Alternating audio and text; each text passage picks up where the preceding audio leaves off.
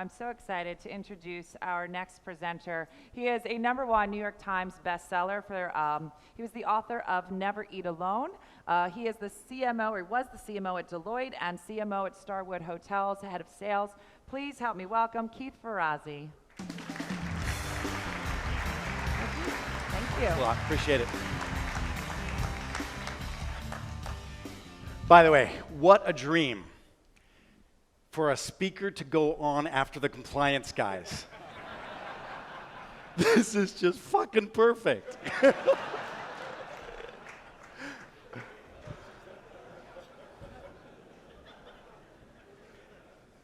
Awesome.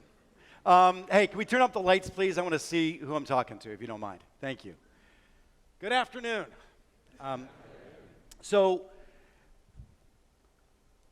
I run a research institute for changing human behavior in the workplace.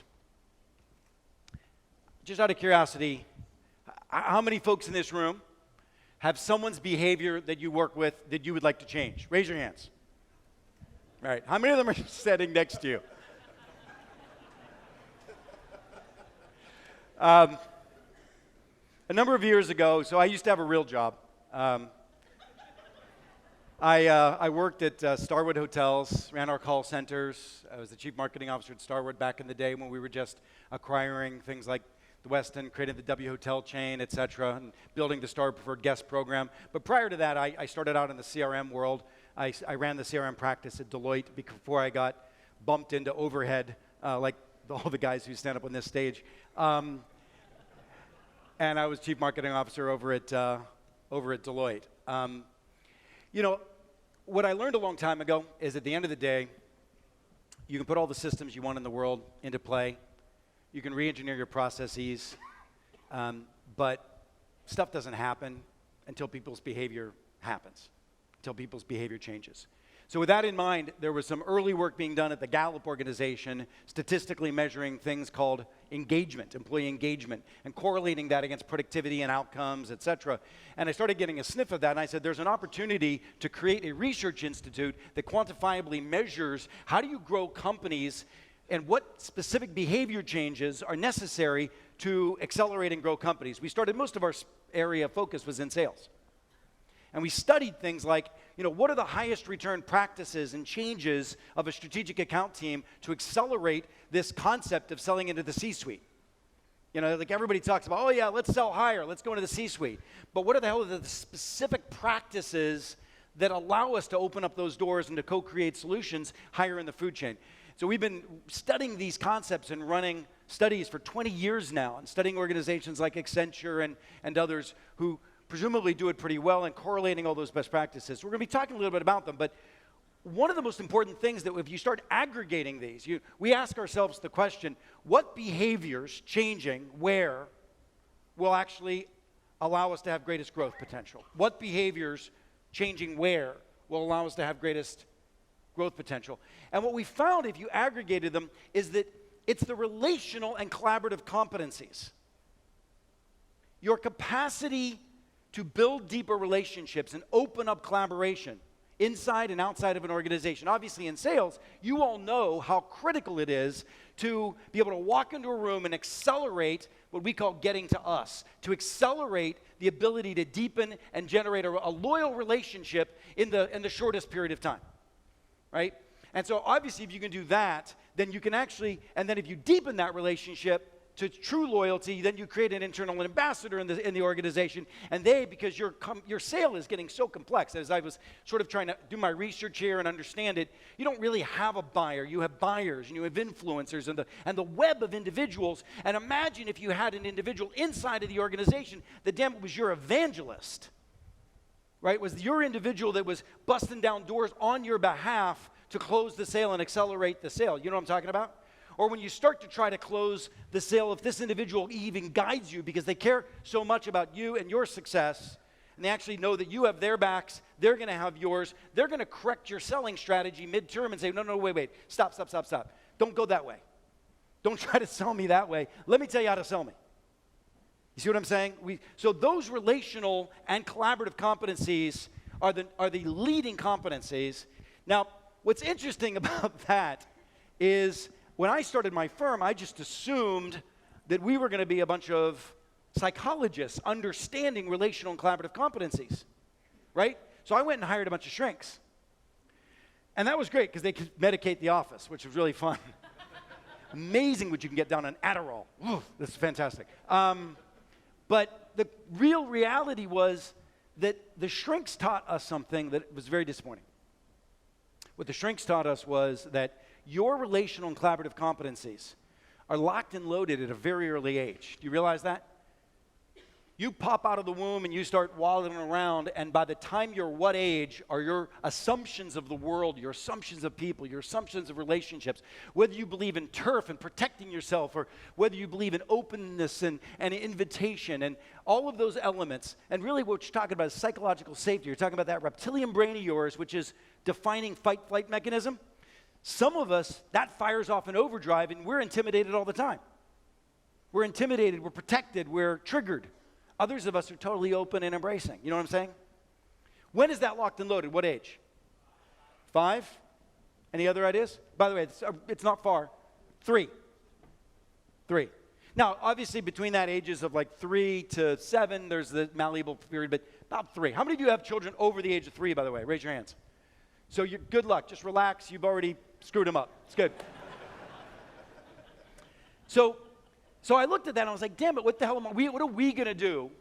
By the way, I have never in my life been told I could use whatever language I wanted in front of an audience. And I was just so excited that I'm just taking full advantage of it, by the way. So this is, you get all of the Pittsburgh boy right here, which I'm really excited about.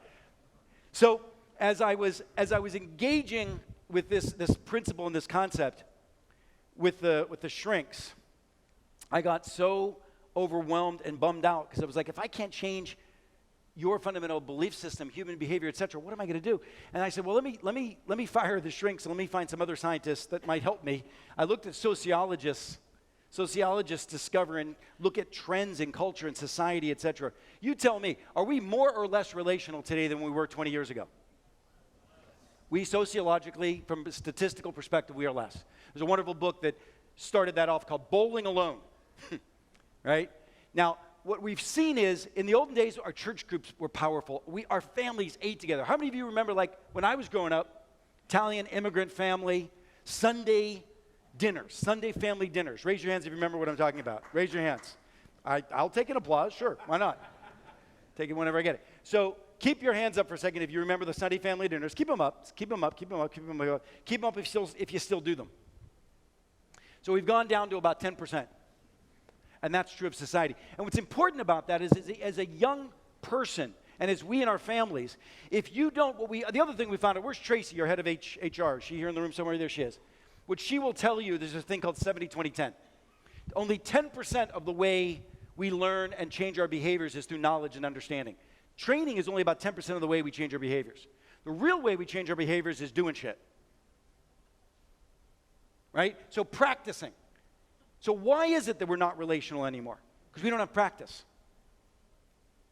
Our families don't eat together. Our church groups don't pray together like they used to. My dad's men's prayer breakfast, my mother's whatever. You know, the clubs don't mean the same as they used to. A club is where you go, you put your earphones in, and you get an individualized workout today.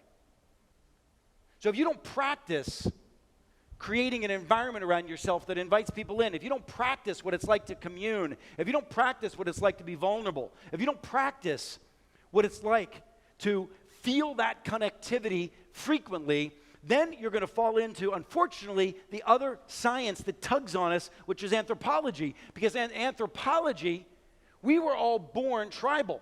And if you're not in my tribe, guess what? You're them.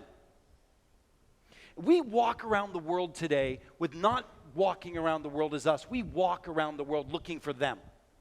Because that's how we're hardwired. That's our experiences. And our clients become them. Right? Selling up into the C-suite, that's very them. Because what these guys are saying when they say sell up into the C-suite is they're saying do something dangerous. Your reptilian brain fires off when the mucky mucks in your sales organization says sell higher. What you do is you go, I don't know them. What value can I add? How do I relate to them? They're not us, they're someone else. Right? And so as a result, we have all of these psychological excuses for distancing ourselves and not creating us. What are the great predictors? And I was so excited to watch you all sing, not hear you sing, but watch you sing. Because what I found is that the commitment to be us in here, back in 1992, I worked at Harvard Business School, and we studied something called the service profit chain, and we measured the number one predictors of significant net promoter score and high customer experience and high customer satisfaction is the relationships in this room. And it starts with this executive team. If the executive team can call each other on their shit because they give a damn enough about each other, if there's conflict avoidance, you'll have low net promoter score. If the executive team cares about each other as humans, if 30% of their mindset gives a damn about each other's success, not just their own individual accountability, where in a room they won't let each other fail, right? So put a big burden on them, but that's your responsibility too. Every single one of you has to walk around this organization and care so damn much about each other's success. So there's no such thing as blaming marketing because they didn't give you enough leads. Bruce. He hired me. He told me to do this.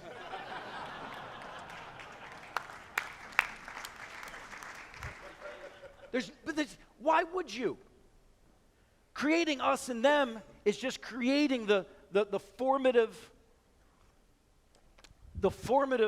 culture that you're going to take out in the marketplace. Blame, right? Now, what I loved about it is when you chanted no yesterday, when they said, let's split the two groups for singing. Remember that? Because that's saying you want to get to us. And you want to get to us in less than 1 year. We are going to be one us. There's not going to be, Deloitte and Touche, there were people hanging on to, were you the D or the T side? Who gives a shit? Right? The answer is we're an extraordinarily hardwired group of individuals who are going to go take this hill together. And even though all of our competition is dying today,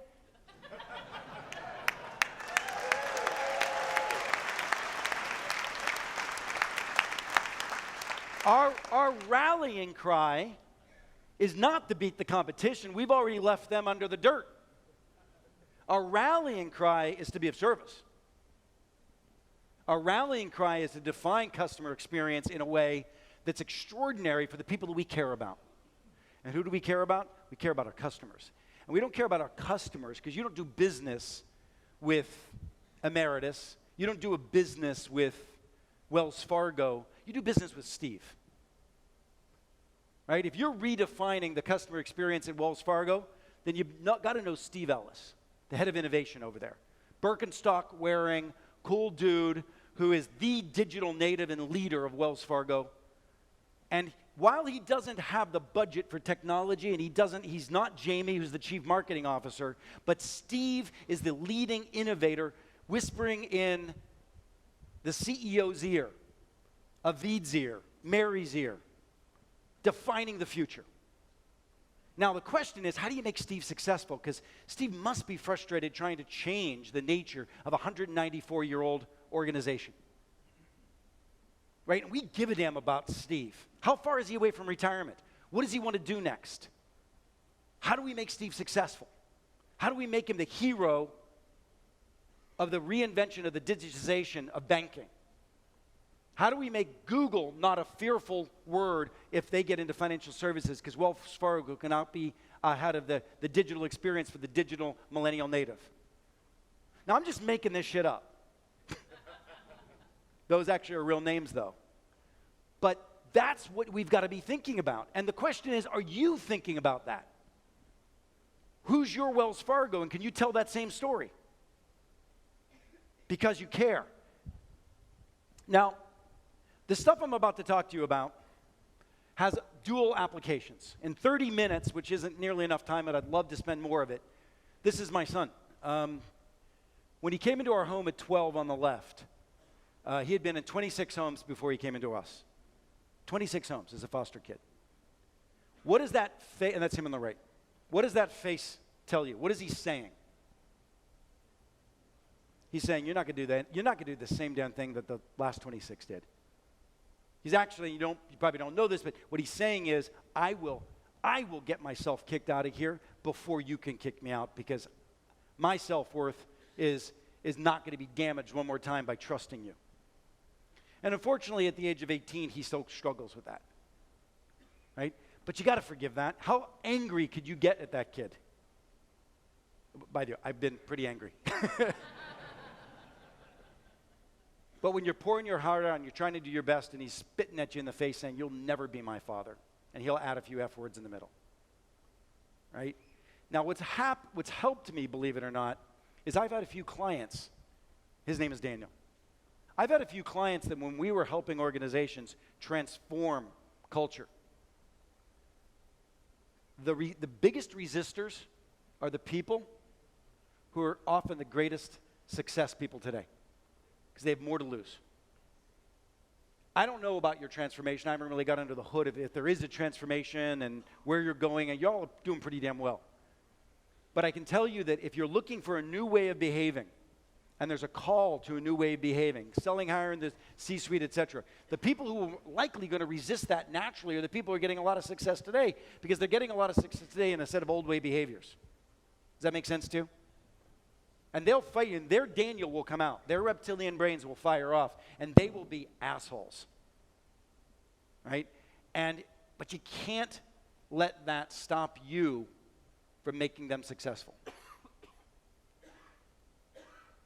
You know, you got to love on them until they quiet down their fear, their insecurity, and that's true of customers. How many of us have ever had a customer who is a total jackass and ended up being a great friend? Raise your hands. Amen. Right? And now imagine the next one. What I always do, mine is named Mike. His name's Mike Manasseh. He used to be the chief marketing officer and president of marketing over at Safeway. He was one of my biggest clients when I first started our firm. Today, he's one of my dear friends. I was at his wedding. You know, I was up with him at 2 in the morning while he was like crying, I'm losing my little girl, right? And he was the biggest jackass when I met him. By the way, I reacted by being a big jackass in return. And it took us an entire year to make that relationship work. When I look back on that, and I walk into the room and there's a jackass in front of me, I don't mean to point at anybody specific, I look at that person and I see Mike. And I say, you know what? That's going to be a fast friend. Does that make sense to you? And by the way, that's a practice. We coach to what's called high return practices. Literally putting yourself in a position where you imagine who the individual is that's in front of you, being that person that you once went through. Because what that does for you is it actually, from a brain science perspective, it's quieting your reptilian brain by putting characteristics on a person that was somebody you already have a friendly relationship with. So the good news about this is what we're about to talk about is actually going to help you in other relationships too, because it's the same stuff. Who you are in the workplace is who you are as your spouse. It's who you are as a father. It's who you are as a friend. The stuff I'm about to tell you in the next 20 minutes or so is actually stuff that will allow you to show up in a powerful way with another human being. We can all use an accelerated fashion of that. So one thing I do want to start about is really just helping to understand something that we've started looking at, and it's so true in your organization. The complexity really is quite astonishing in terms of your sales process, the solution process, etc. But in the olden days, we used to have silos, and we had responsibility for a set of work. We had all of the money we needed, the people we needed. If I was leading something, I could go get it done. Then we realized we're going to do matrices and shared services, and we create these matrixed organizations, which most companies think they're living in today, but I'm here to say we're beyond that. We're no longer in a matrixed function. A matrix really is nothing more than silos light on their side. Why do I say that? Because the first reaction of most functional head or business leader head in a matrix is, well, who's got the budget? Who's controlling that? And everyone's lobbying to get control of more of the stuff because they think that accountability and authority actually yields outcome. But let me tell you about Sandy. Sandy is any one of you who's been given a project to lead. Sandy walks in to a project team that is a part of a workflow that she's responsible for, and she's got 2 people in that room that work for her. She's got 3 people that do not work for her but critical to the project. She's got 2 people absolutely critical to the project that didn't show up. How many of you have led that initiative, that workflow? You know what I'm talking about, right? And then you go into the next team meeting for a different workflow, and it's the same thing. 2 people work for you, whatever. And you're walking by Sandy in the hall, and you're like, hey, Sandy, how's your team doing? And she'd say, oh, gosh, let me tell you. We're so struggling getting the kind of commitment that we need from all the people in the project. We're so struggling because the executives have abandoned us on this project, and they gave me the workflow, but they didn't give me the resources. And I said, no, you didn't understand what I said, Sandy. I said, how's your team doing? She said, I'm just telling you. Jane, Joe, Dave. No. Sandy, who's your team? The answer is, it's the 12 people that are critical to her workflow. That's her team. Your team, organization structure of the future, and we're creating technology all the time to create this, but organization structure of the future is nothing more than workflows aligned to relationships.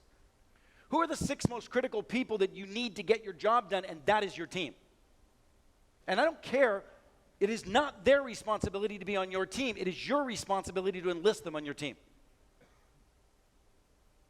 If you have a critical workflow and there are 5 or 6 people involved critical to getting the job done, it is your job to make them your team. Now that seems unfair. I don't care. Because you waiting for somebody else to want to join your team will lead you unsuccessful and mediocre. Your job is to enlist people. And by the way, if this is also recognizing that in the millennial population where 50% of millennials start looking for jobs within 3 months, we can't roll our eyes and say, oh, those damn millennials.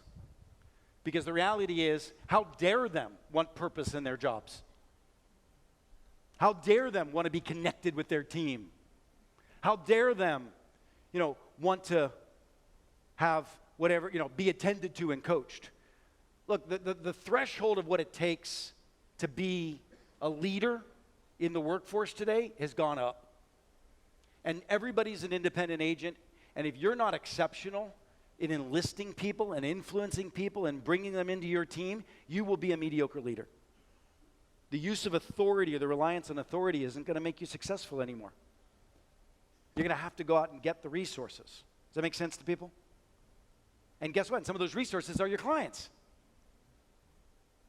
So when the core competency of leadership is relationship acceleration, the core competency of leadership is team acceleration, coming together, bonding, forming, committing, splitting, coming together, bonding, forming, committing, splitting.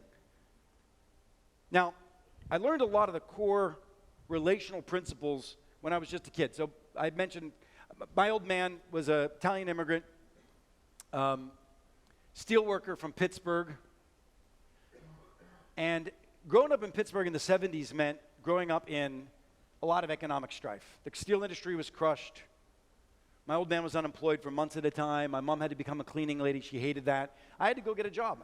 My mom was making $20 a day as a cleaning lady, and I could go to the local country club, and I could schlep 2 bags, 18 holes, and make $20.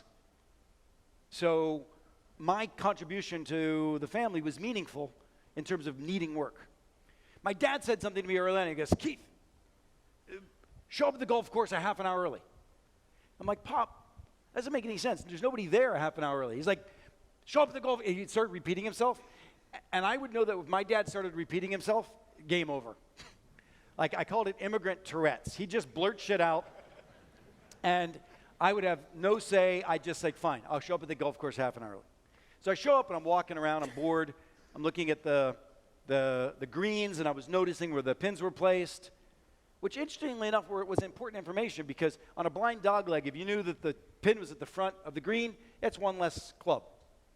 If I saw how the greens were cut, I grew up in Latrobe, Pennsylvania. This was Arnie Palmer's course, and who just recently passed away. Amazing man. Great Arnie stories.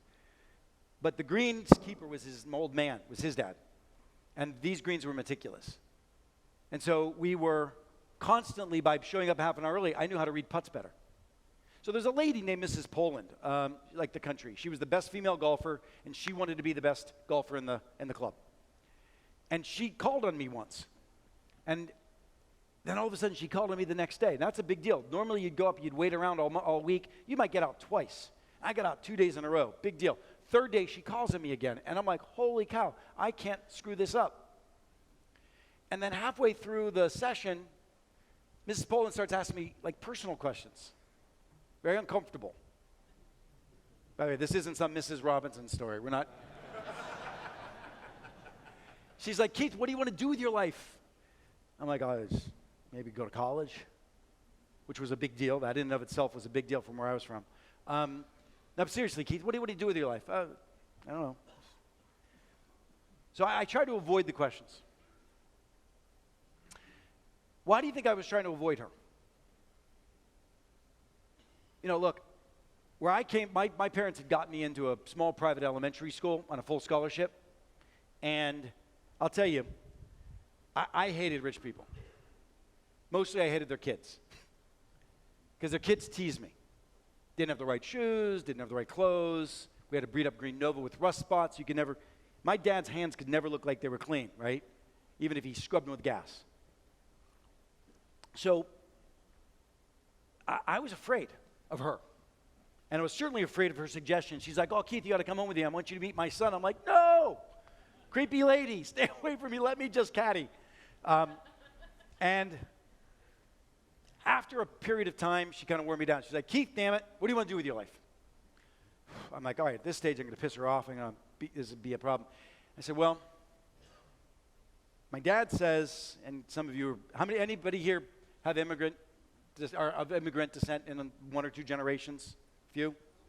And I was like, my dad says, if I really work hard, I go to good school, I don't know, I could be president of the United States. And she said, you know, you could. I vote for you. I mean, hell, anybody can, right?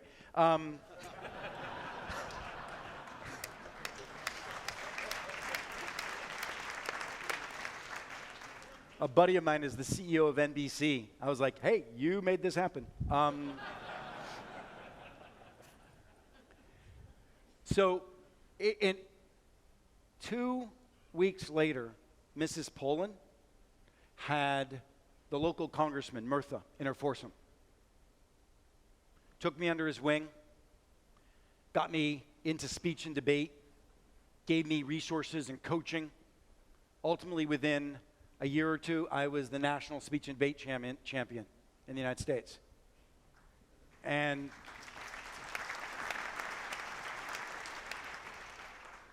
some of you are like, what happened? And if it wasn't for Mrs. Poland, right? And then from there, it was Yale University. It was amazing. My life was changed. Why did she do that? Why did she do that? Yeah, like some of you might say, oh, because, you know, she saw great things in you, or she came from the other side of the tracks too, or whatever. And all those things are true, right? All those things are true. But I tell you why. It's real simple. I took 2 strokes off her golf score. And how did I take 2 strokes off her golf score? Showed up a half an hour late at the golf course. Unfortunately, in today's society, sociologically, I told you that people are not relationally oriented today. And it's true.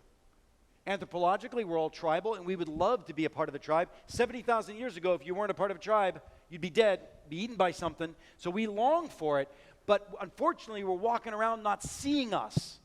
We're seeing us in them. But if you're the individual that can create us, you can get somebody to tap back into their core DNA of who they are as a human, which is to belong to you.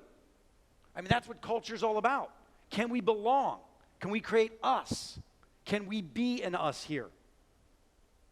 You know, the principles of like, well, we want to be family. It's like, what do you mean, dysfunctional? I mean, but can we be an us? Can we be a tribe? Can we not let each other fail? Can we tell each other the truth? Because damn it, we have to tell each other the truth. Can we speak truth to power? Can we have to? Because we don't, we could put each other in jeopardy. You know, and by the way, this ethics stuff, damn important. Do you know there's entire organizations that have crumbled and crashed because idiots felt that they could actually put themselves at jeopardy for a weekly quota? I mean, great institutions are no longer with us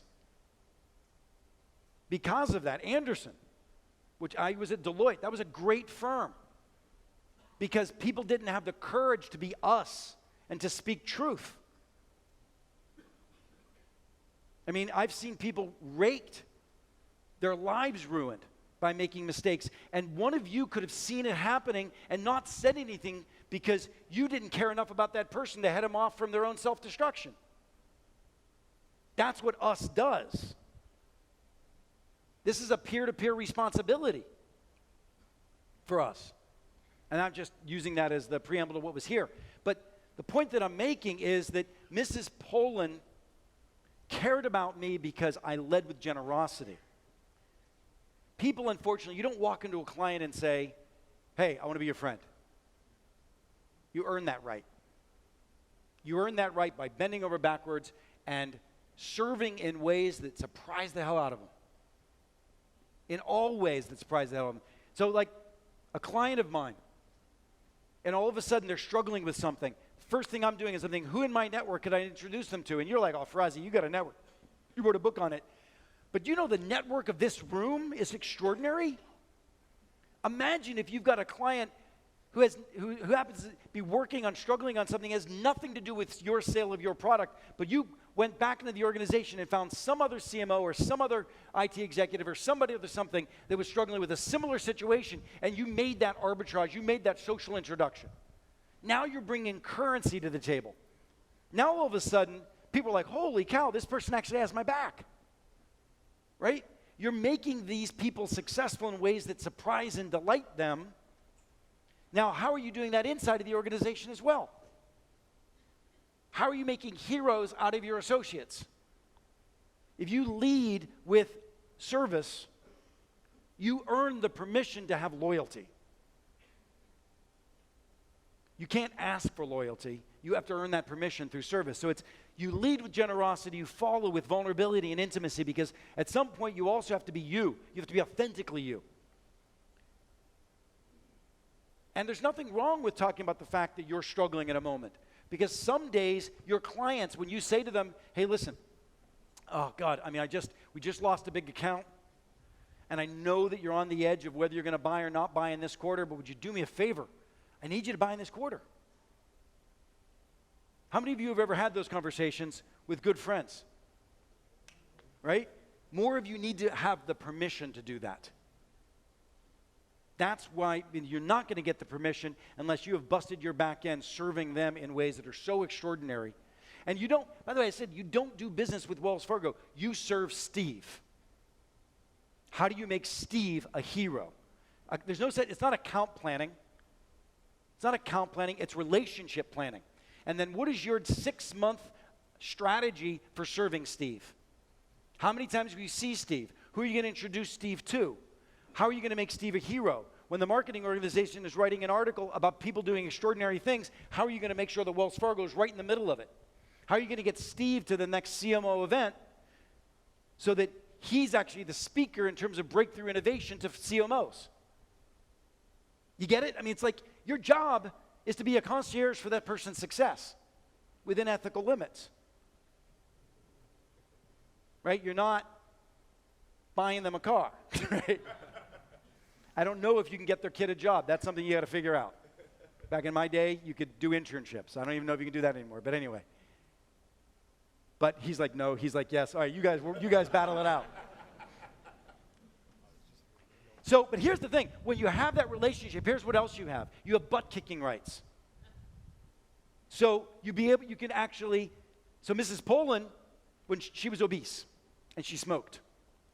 And one time, she would normally send me to go get lunch, and I went and got lunch, and instead of her normal hamburger, hot dog, a Coca-Cola, and a chocolate milk, I brought back a salad and a tab.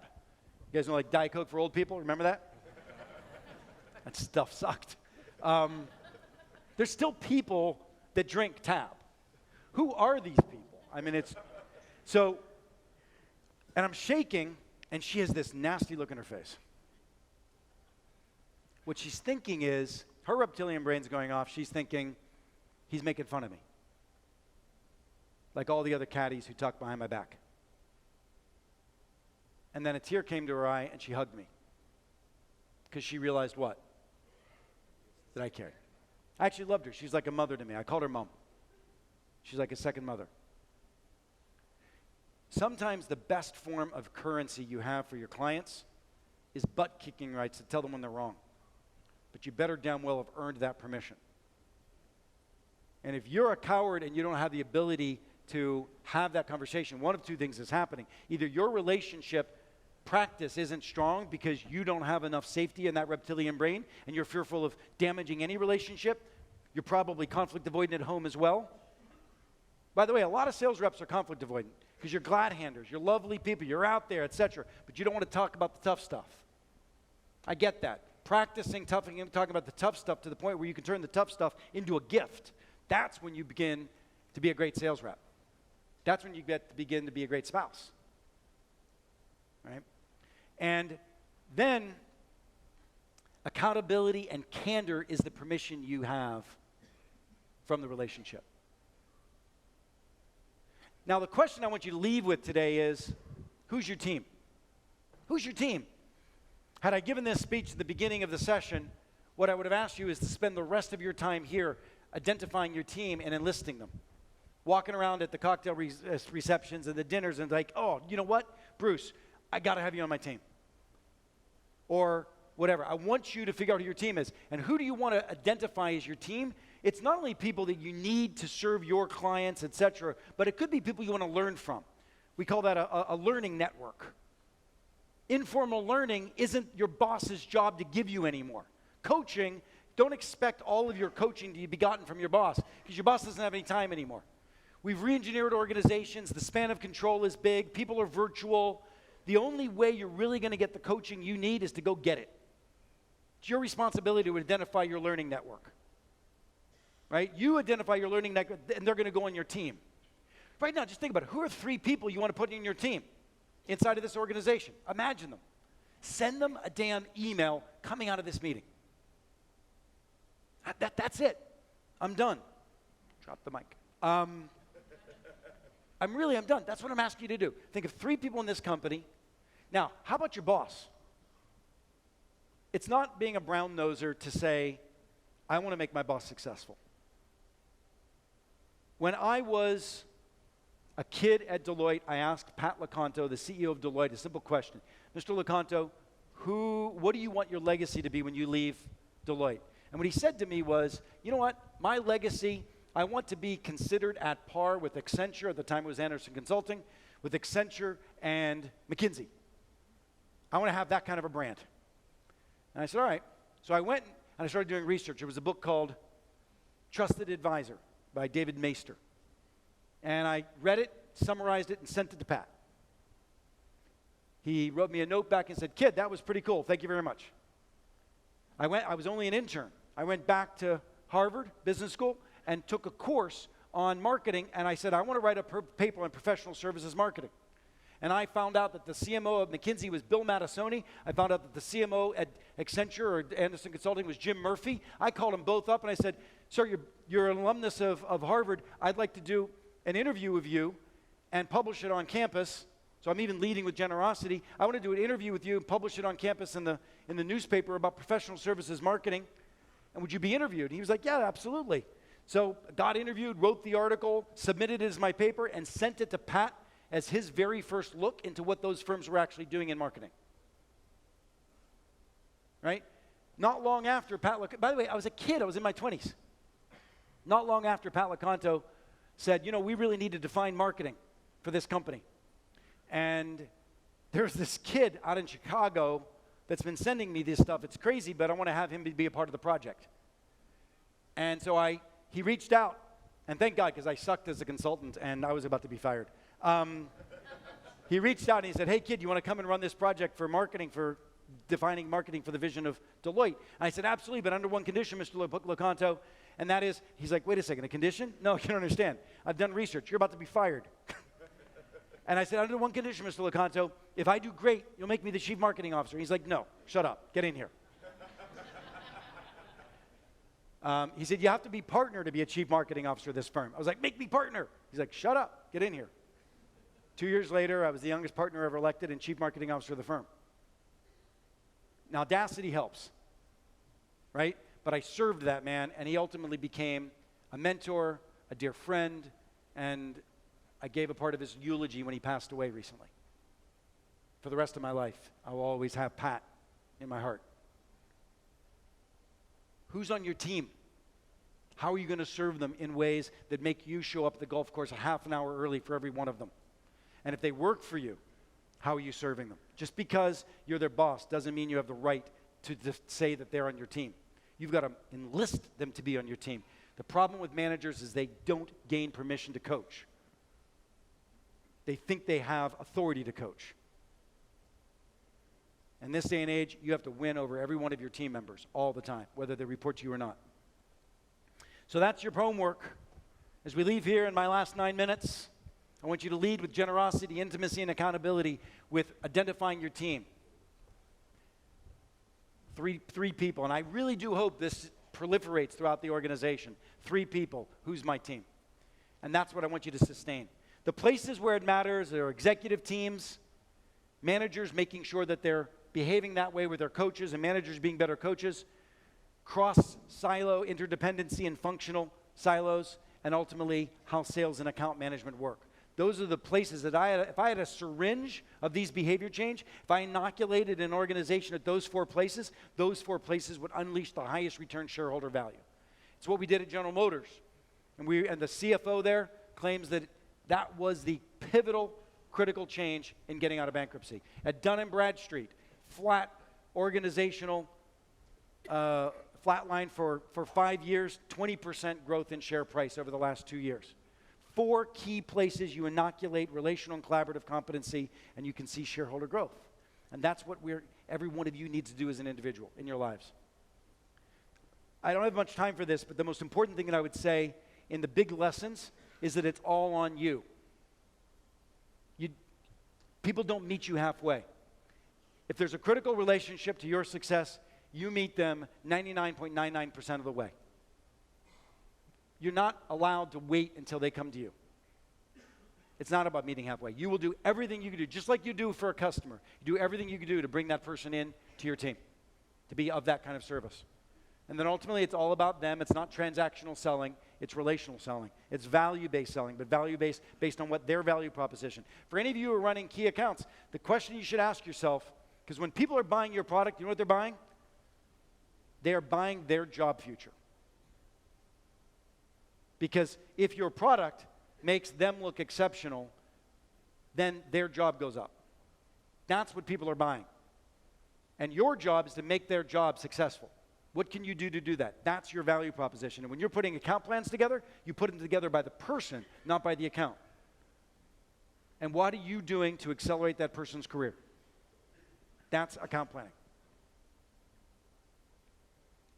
I'm going to end with this. That's my mom.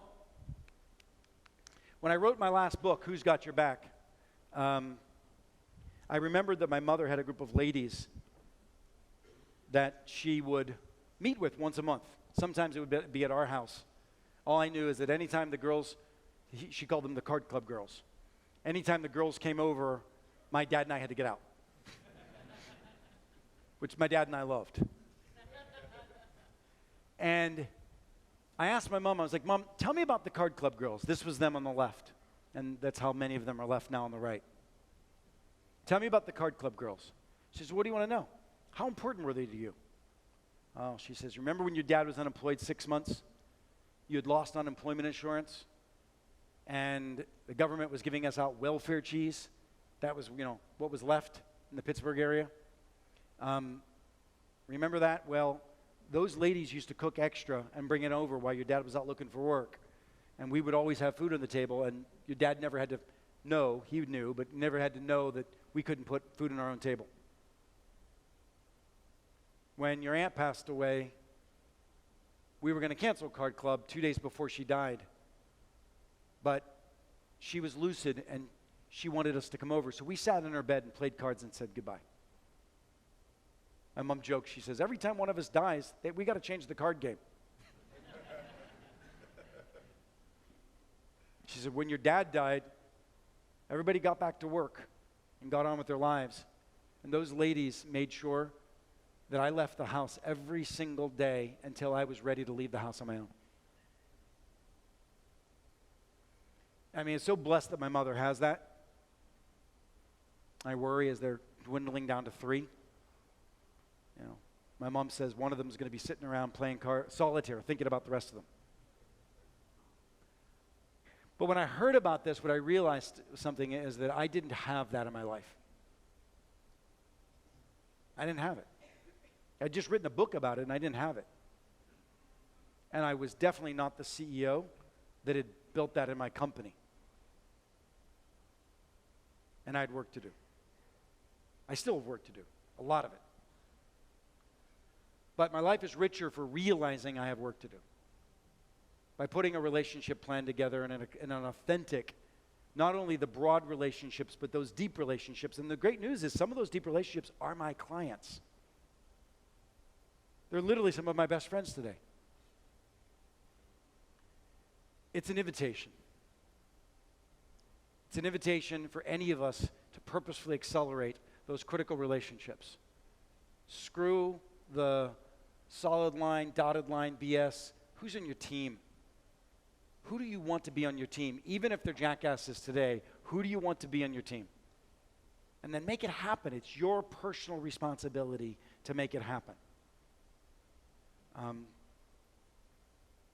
I've been impressed by y'all. I happen to say, I have to admit, having been a CMO for as many years as I have, I throw a CMO set of dinners around the country.